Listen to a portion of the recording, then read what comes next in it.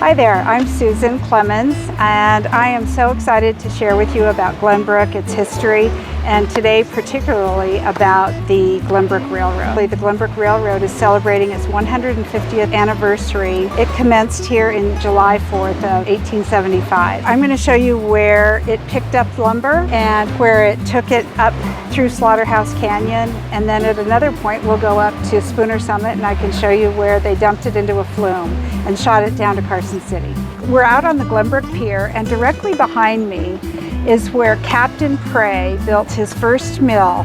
He came here in 1859, and then in 1860 he realized this was the place to build a sawmill because the timber could be floated to him. Historically, sawmills were built in an area. They would mill the trees surrounding it, and once it became too difficult to haul the trees to that mill, they'd pick up the mill and they'd move it to the next big stand of trees. But Glenbrook was different because they recognized there were trees all around the lake. They could be harvested, boomed together, and floated into Glenbrook Bay to be milled. So these mills were constructed, they were big, efficient mills, and the timber came to them. Captain Prey, I believe, chose this spot because it's a protected portion of Glenbrook Bay. Also, he had the water coming down Glenbrook Creek that he ended up channeling into a flume and using that water to power the mill originally. It was an overshot mill, and so the water was diverted from Glenbrook Creek up high, flumed over to here, and that's what caused the mill to function. Prior to the railroad being developed, he had to have a team of oxen and mules haul the lumber stacked on a wagon up to Spooner Summit and then down the old Kings Canyon Road into Carson City. And so one wagon load of lumber took forever and a ton of effort and energy just to get the lumber down into Carson City. So the advent of the train in 1875, which was developed by D.L. Bliss, Yarrington, and Mills, that changed the ability of lumbering here in Glenbrook and the milling to pump thousands of board feet of lumber down into Carson City every single day.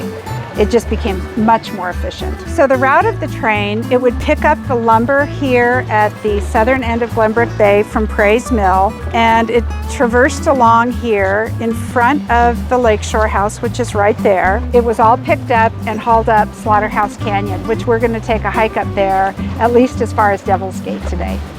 So basically the railroad ran from behind me, standing on the path, and then it cut over toward the shore and worked its way to Prey's Mill, which you saw from the pier. But this is actually the path of the railroad. The engine house for the locomotives was somewhere in this general area over to the right. The Glenbrook developers actually named Engine House Circle as one of the streets in Glenbrook. So the railroad then continued northward right along here where the road is. Okay? Piers that they called them cordwood piers. And the barges would come in between those two sets of piling. If you look out, we've got a pretty good straight shot view of the two piers that were parallel to one another. And you can see that it's just the right width for a train to back out onto it. And then in between the two piers was a protected place for the cordwood barges to come in and offload the cordwood. And then the trains would pull right up here, and the train would run along the beach up to that spot and then join the main rail line. But this would have been a spur for the trains to pick up the cordwood. And that's the foundation of the other mill. That's so cool. Yeah. This is the rough location of what they called the Davis Mill, and I don't know much about it, but I do know there was a fourth mill here, and given the pilings, which is usually built to give a breakwater to a mill so that the floating logs could be brought around and milled. And also this area has a ton of metal, big industrial metal So we find it in the water when the lake is low. So I feel like it's very likely that this was the location of the Davis Mill. And you can see where the train would have made its way out. Yeah. How come they didn't make it straight?